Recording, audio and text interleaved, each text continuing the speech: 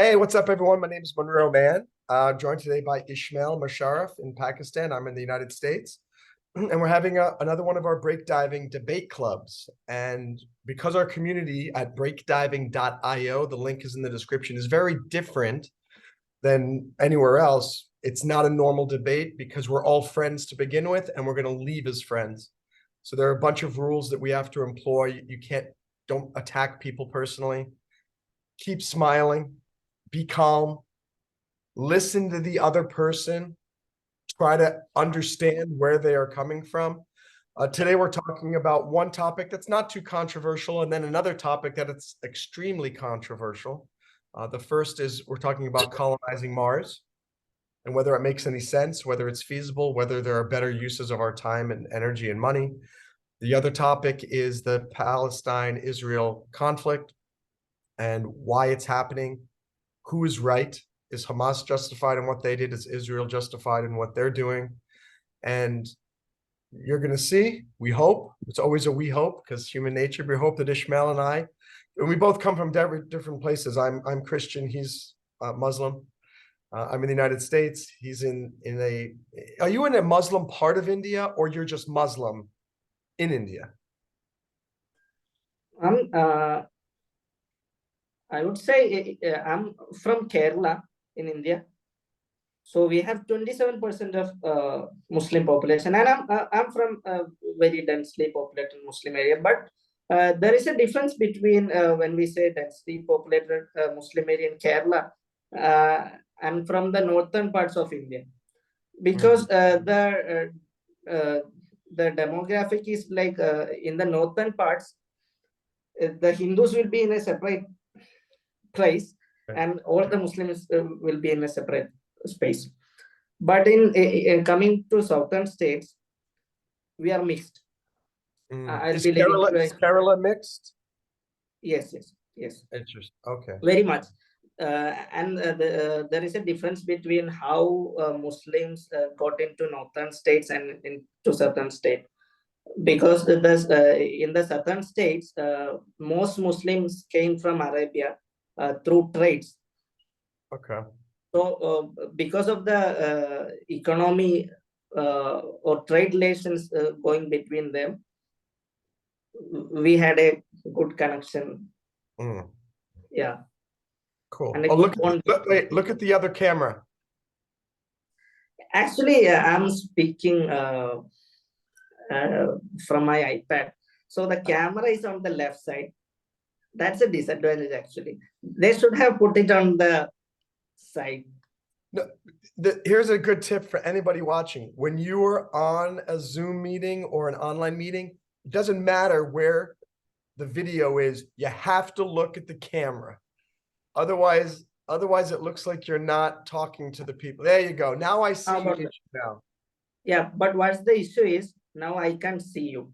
I know, and it's super weird. Yeah.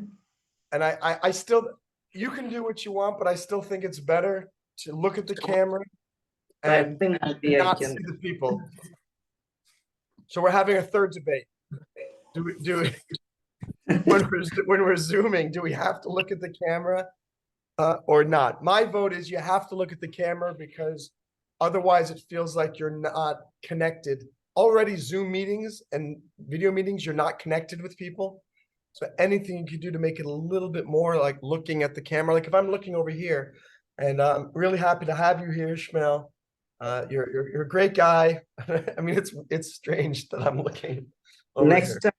Next time I will not connect from my phone. But, okay. but all right, so let's do the first topic here, which is, and by the way, for those of you watching on the internet, this video, we had a preliminary debate about these two topics at breakdiving.io, our community.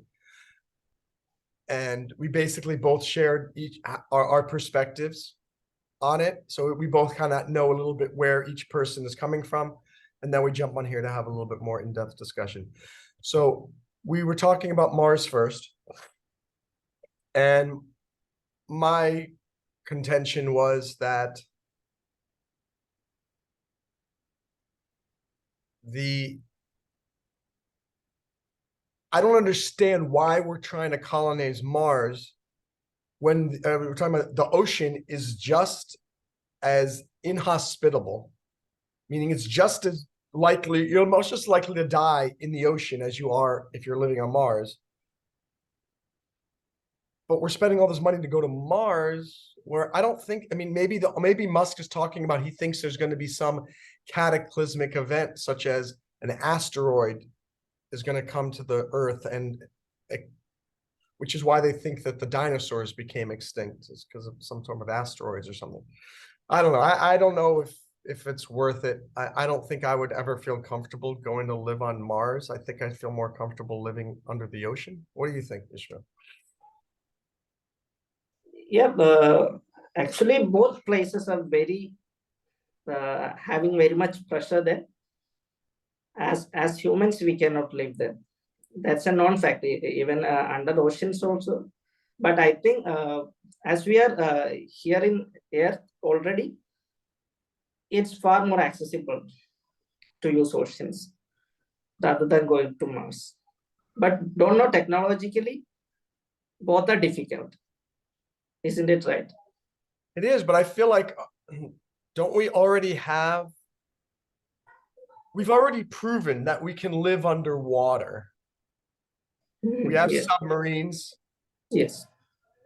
and those submarines stay underwater for 6 months at a time. If not, they could stay under even longer, and people survive.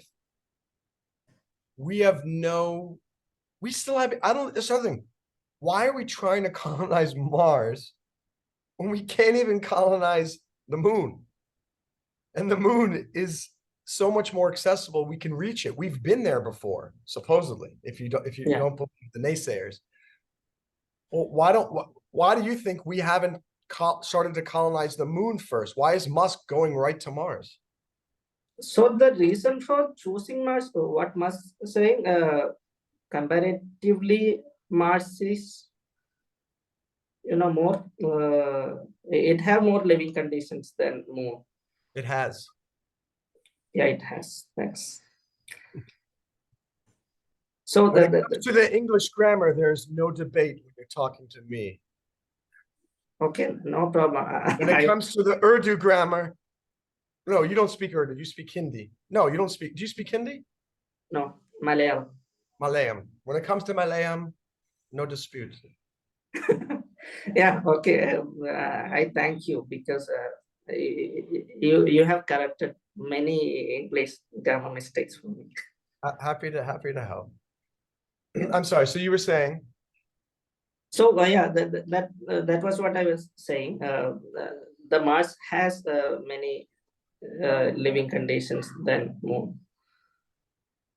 Many living conditions? Many supporting environment. Life support mechanisms? Yes. But why doesn't he use them on the moon? We can get to the moon a lot more easily than we can get to Mars. What's this fixation on Mars? They haven't even proven that Mars, unless is the gravity on Mars more, is it easier than the gravity on the moon? Not sure. Let me see.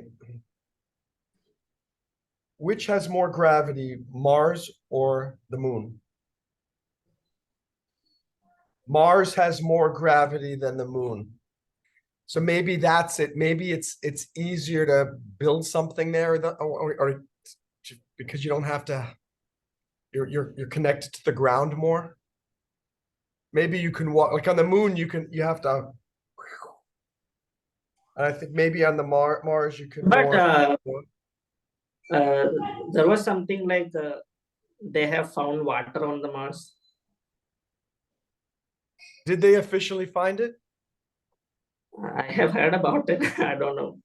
It seems like every year I hear something that they found on Mars that proves that there's probably life, but nothing ever changes. So clearly it's not that big of a deal because, here we are. And so the other question. Go ahead. Basically, we should make Earth more sustainable and having many better options from itself. I think the other issue is that going to Mars, you're going to be in a spaceship in zero gravity basically for so long that you're going to lose your muscle mass and your bone density. And so when you get to Mars, maybe you're not going to still be the same. You're not going to be a healthy human. You're going to be this strange alien creature. Yeah. Mm. Do you think it'll happen though, before 2040? No. One reason I say that is AI was a very big thing we are talking about, but recently AI have only used in business cases only. Mm. So people were thinking about terminators or AI will kill jobs, but that haven't happened. AI is going some another place, what we have thought about earlier. Yeah, So yeah. The AI is going in a different direction. It's becoming a tool that we are using to, but and we'll have to have another debate club about AI. That's a good topic. yes. I just don't think, I think in 2 or 3 years, it's going to be exponentially smarter than it even is now. And you combine this AI with Boston Dynamics and the type of robots that they're creating, that, I mean, if you put that AI into a Boston Dynamics robot, oh my gosh, that is really scary. Yeah, yeah, that is. Hmm. Oh, wait, and this is a good transition into Palestine, Israel. And I'm curious, it's a sincere question.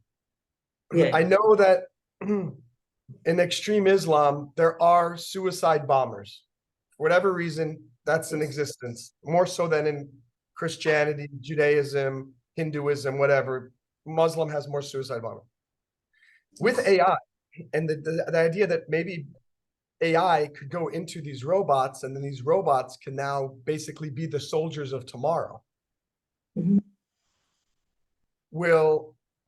Do you think there will still be these suicide bombers?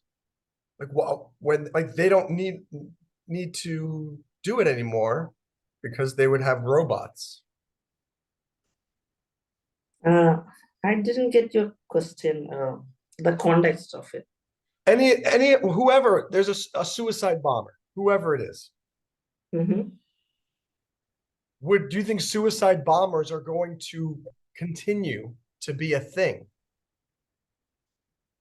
after there are war robots, where the robot can go in and the robot's not going to kill anybody? I mean, the robot is not going to get killed itself. Mhm. So basically, like, it would be a suicide robot. Okay. Okay. I'm wondering if humans will no longer be Yep. suicide. They'll only be suicide robots. Yeah, that's a great question. I think we have to ponder about it for a long time. So we'll come back to that on another Yeah. another debate club. So Because we need to think about when we are transitioning into, that's a long way to go, right? We are having robotic weapons. I mean, AI robotic weapons. Mhm. So we have a long way to go. At that time, how the world will look like, what will be the issues of that time, Mhm. that could be different. So we have to think about it. Mhm. Cool. All right, let's switch to our final topic, which is what's going on in Israel and Gaza with the Palestinians and Hamas. And you want to start? You can start with your perspective. So what I'm thinking is, where should I start? Should I start from October the 7th? or should I start from 2007, or should I start from 1967, or should I start from 2 millennia ago, when the in Torah there is a mentioning of Israel. So what I'm confused is where I should start from. Well, instead of where to start from, I mean, just again, for people watching on, we both, Ishmael and I have different perspectives on it. And he's more of a supporter of Palestine. I'm more a supporter of Israel. No, I wouldn't say I'm a more of a person who support Palestine. I support any person who are oppressed. I will support South Africa when they are oppressed under British rule. I would support America when they were opposed under British rule.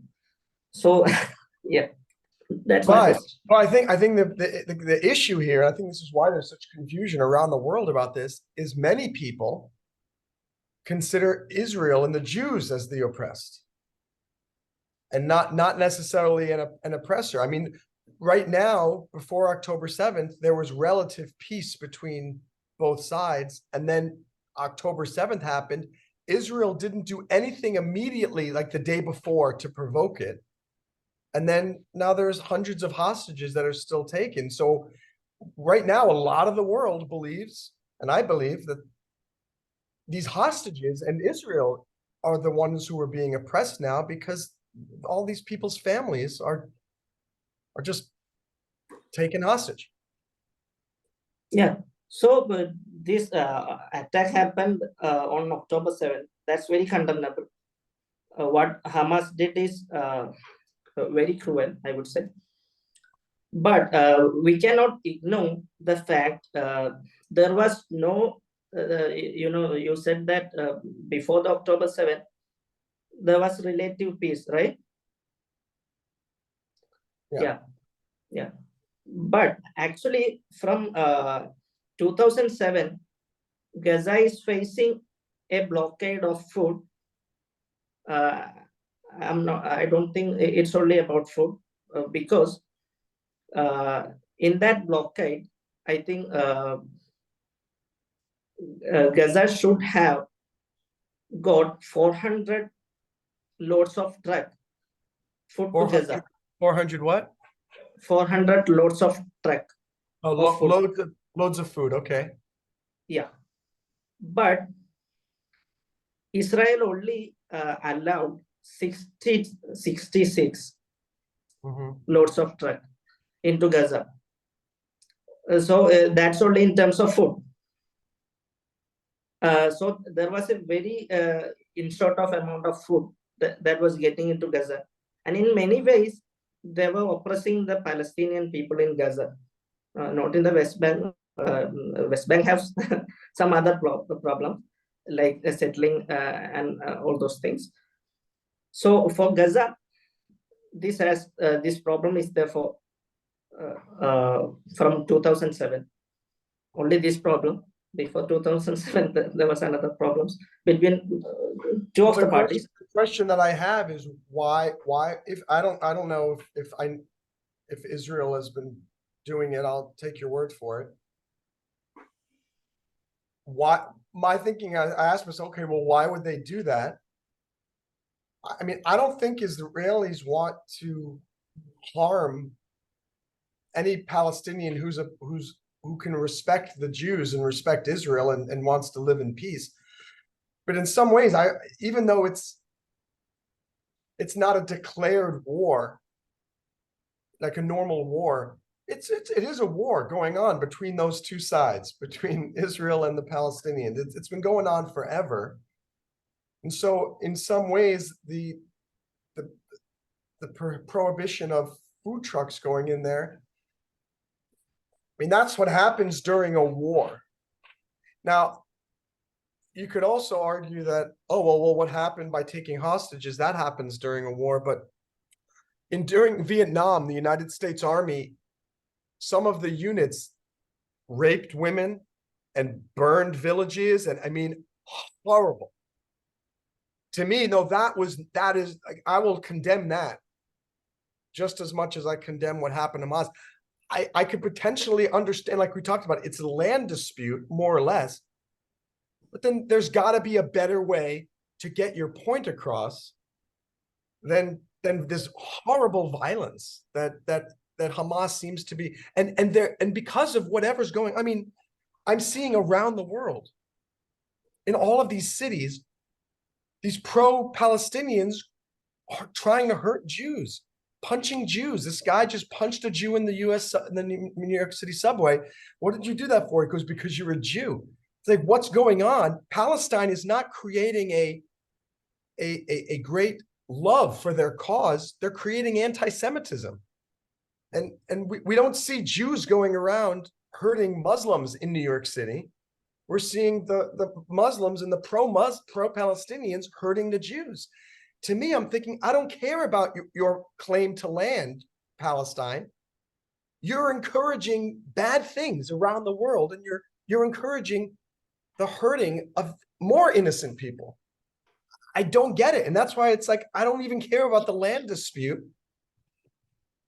I don't like what Palestine is doing. It's not the way to solve this problem.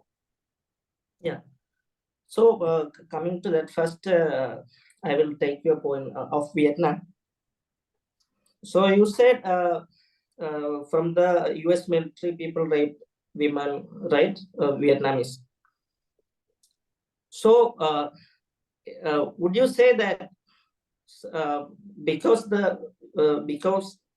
of some US soldiers did that, some other superpower of this world should come and bomb whole of the US? Is that a correct analogy? If the United States did something like that again, then I would not be surprised if America got bombed or got invaded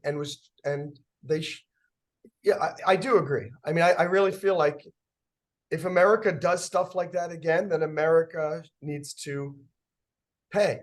But what I'm asking is, it should be directed towards all the people of America. That's not right? So that but your argument is justifying that, is saying that what Hamas did was wrong, because they didn't attack the Israeli military or the Israeli government. They did was wrong. They did wrong. That's my argument.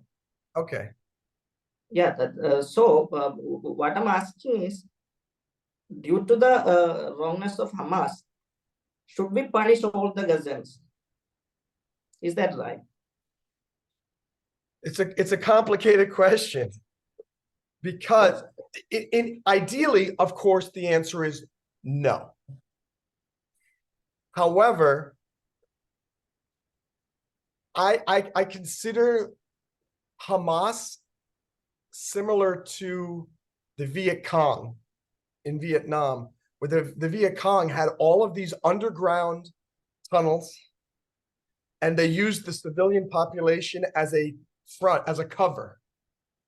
Where yes, Hamas is the same. They have supposedly, and I keep watching the news, you trust it as much as you can, but supposedly the Hamas headquarters is underneath the biggest hospital in Gaza, a private civilian hospital.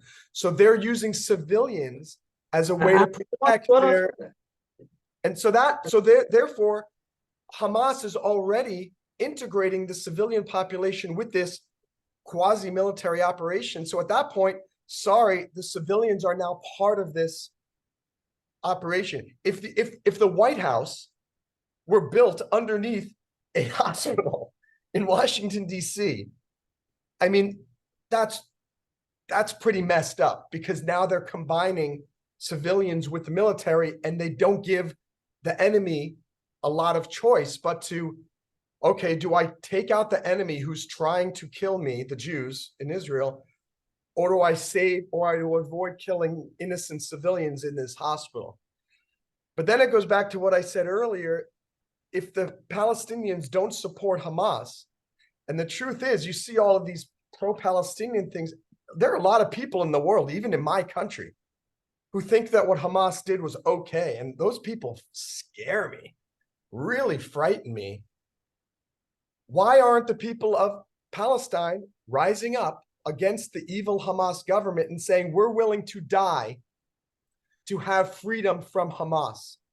They're not doing it because they support Hamas. And in my opinion, they hate Israel. They do not want Israel there, and they do not want Jews there at all. And that's where I think there's going to be a peace there, because the Palestinians will not budge at all. Your rebuttal. Yeah. So actually, I have to. So in your previous statement, you have said about the pro-Palestinian rallies, right?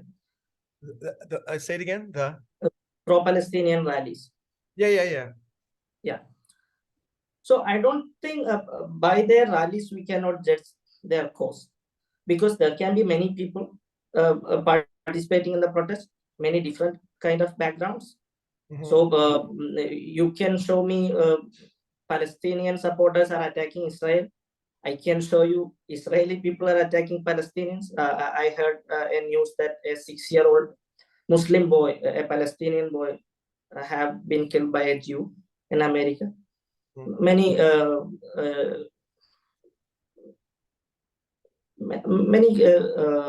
Western news channels have reported. So we cannot judge by that.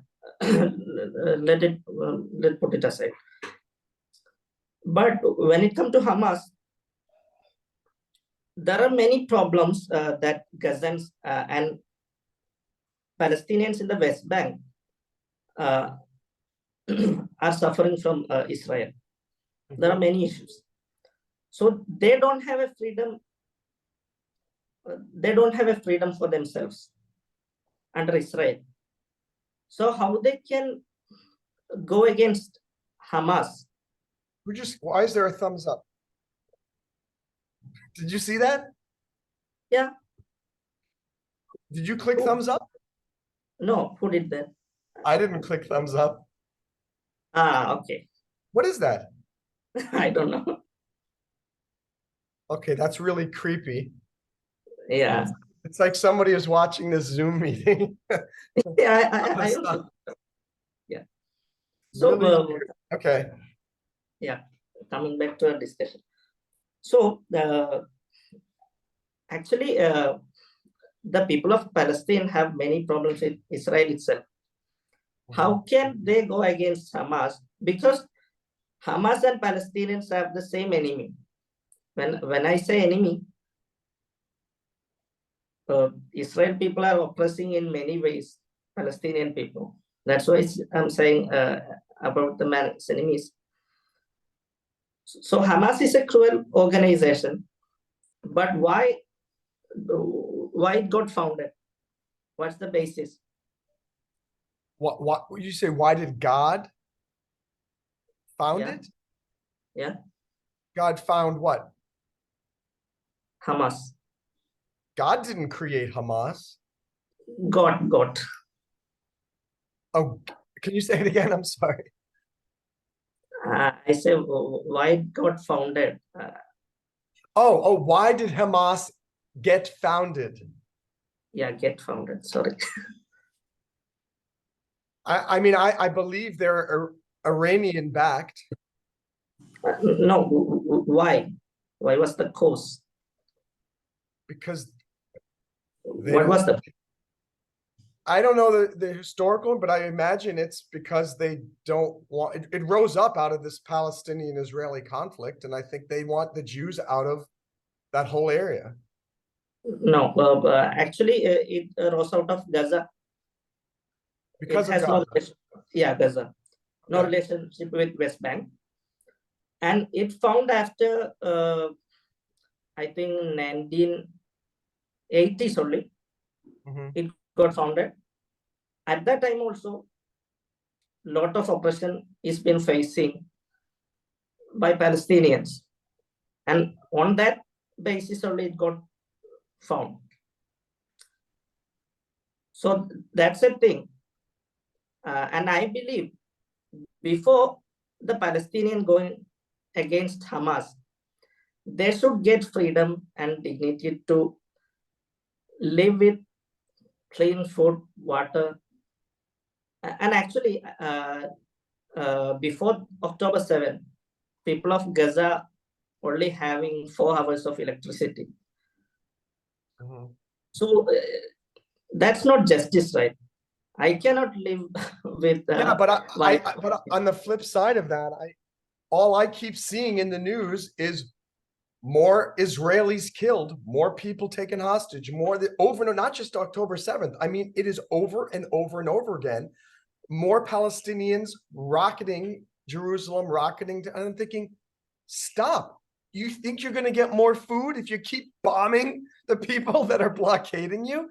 That's what I'm saying. You say that the Palestinians can't rise up against Hamas because they're so small. The American colonists, think about that back in the 1700s. No, They were that's nothing. not what I'm saying. That's not what I'm saying. They can raise against Hamas.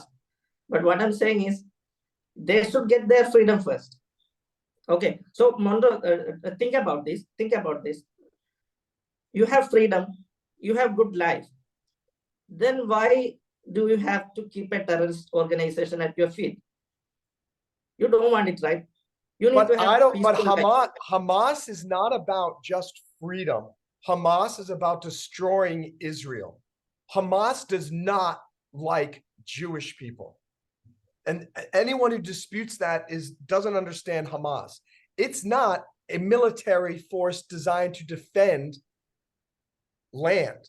It's a terrorist organization designed to destroy another religion, another ethnicity. But And that's why the should issue. We could give freedom to Palestine. Let's just say Israel, let's fast forward today or tomorrow, Gaza, West Bank, independent Palestine. They have their own passports. They have their own this, their own that. Hamas is not going to disappear, and Hamas is not going to stop bombing Israel.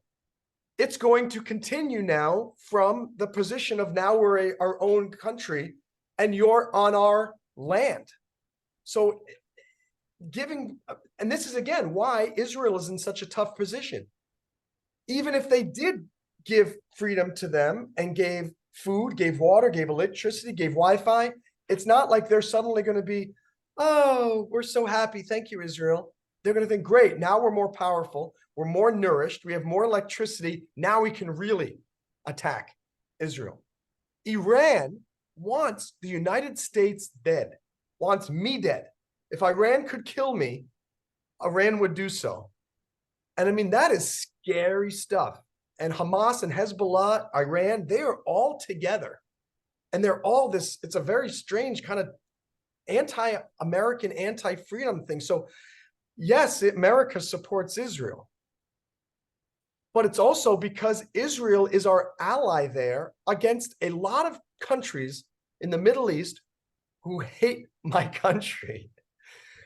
And so it's also, why do we support Israel too? It's not just because we don't want the Jews to go through Holocaust again, like happened in Nazi Germany, but it's also we want to have an ally there who has similar beliefs, and Jews and Christians have more similar beliefs than I think Christians and Muslims or Jews and Muslims. In many ways, they're all similar. Go ahead. I don't think like that, because I think Muslims and Jews have many more similarities on especially on God, because Christians believe on Trinity, right? Christians want? Christians believes in Trinity. Yes. But Jews and Muslims, I think, believe in only one God. There is a similarity, a big similarity. So there's similarities, you're right. Maybe some of the canonical things. I mean, in terms of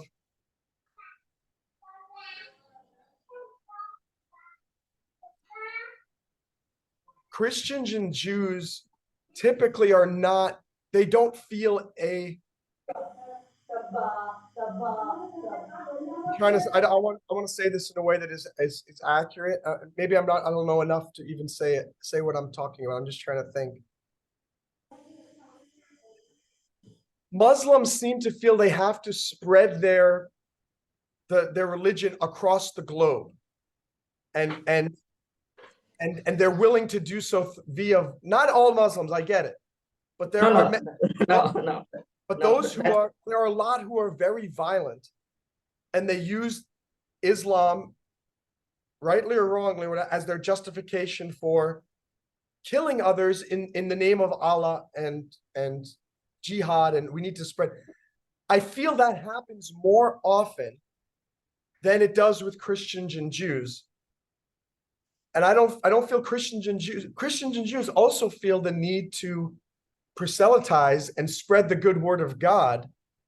But very few, at least if you look at the world stage in the last 40, 50 years, very few feel that they need to, and they're justified in blowing themselves up in the name of their God, or it's okay for me to kill these people because I'm spreading the word of God.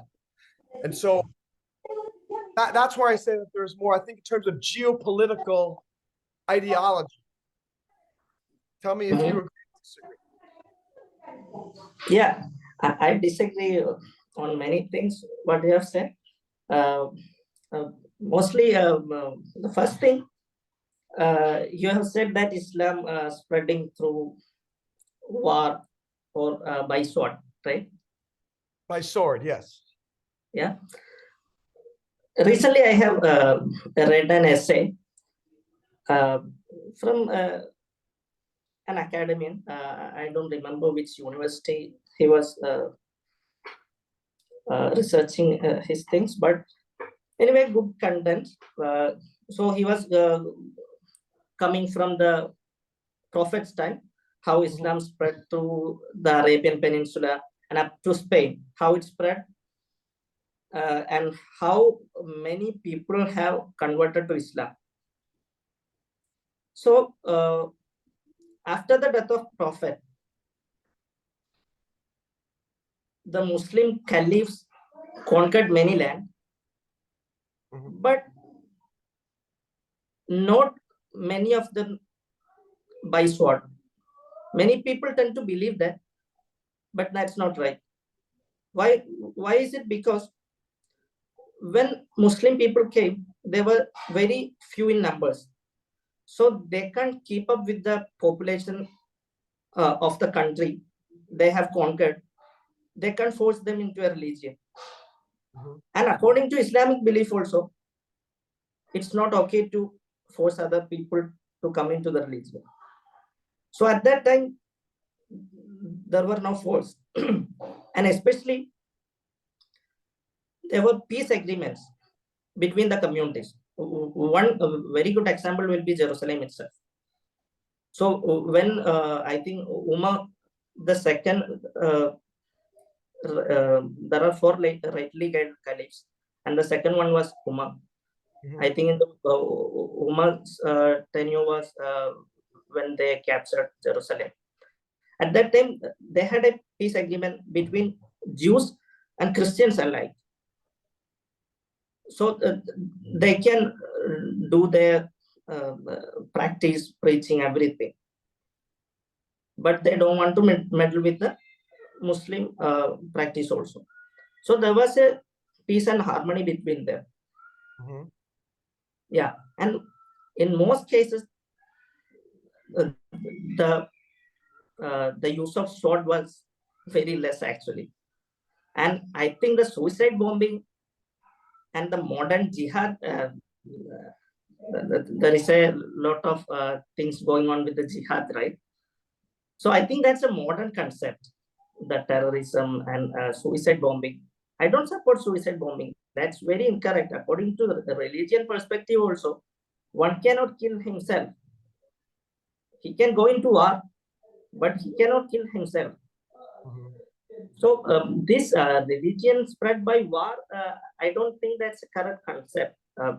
And one more thing also, you can see when, and one more thing, when Islam spread, they have given many rights to the people they have ruled, whether it's Muslim or Christian or Jew. They haven't colonized it. They became the natives. They ruled. They ruled all of them with an equal view. But only one thing was the non-Muslims had to pay a jizya. I don't know what it's called. It's a tribute tax, I think. Yeah. So that was the only difference. But many people will say that tribute tax is a bad thing. But as a Muslim, they had to pay zakat also. Yeah. Okay. So yeah. So I don't think this spread by sword is a correct way to put it. And also, can you say how Christianity is spread to most of the countries? Is it by conquering, and especially colonizing? I haven't done a lot of research on it, but mostly I know that there are a lot of Christians that go as missionaries to other countries, and they volunteer at hospitals, they volunteer at schools and this and that. And then as a result, they also offer Bible classes and teach about Jesus and things like that. I believe that's from what I understand. But I've also read that Christianity is in the decline around the world. I'm not sure if that is true or not, and it's being more replaced by atheism, and that atheism around the world is becoming more of a common belief system or lack of a belief system, if you think about it, for the younger generation. So, but all right, it's 10:50. We had a good discussion here. I think Is I it know what 10:50? in the US it's 10:50. Yeah. Okay. I think it's 8:21 here. I thought we have somehow At talked. the same time zone? No, we haven't been talking for 3 hours. Yeah. It was really great. I like this kind of discussion, and it's very helpful where you can share what you believe. You're not going to be ridiculed or insulted. I learned a lot about your perspective, and I hope you learned something from listening to my perspective too. And I think too, when you hear other people speak, two intelligent people who are reasonable from different sides, you realize that there's a lot of sometimes issues aren't completely black and white. There's a lot of nuance, and it helps you to talk about it to understand where someone else is coming from. For those of you watching online, hope you enjoyed this debate club. Hope you learned something from me, from Ishmael. Maybe share in the comments. Do you agree more with what Ishmael has to say? Do you agree more with what I have to say? Are we both wrong? Whatever. We'd also love you to join us in our community online. It's breakdiving.io. The link is in the description. We're a worldwide, not-for-profit, global personal success community about increasing your happiness, friendship, and success around the world. And we'd love you to come join us. So thank you so much. Ishmael, let's wave goodbye. And I hope you all have a great day. Stop this. Stop.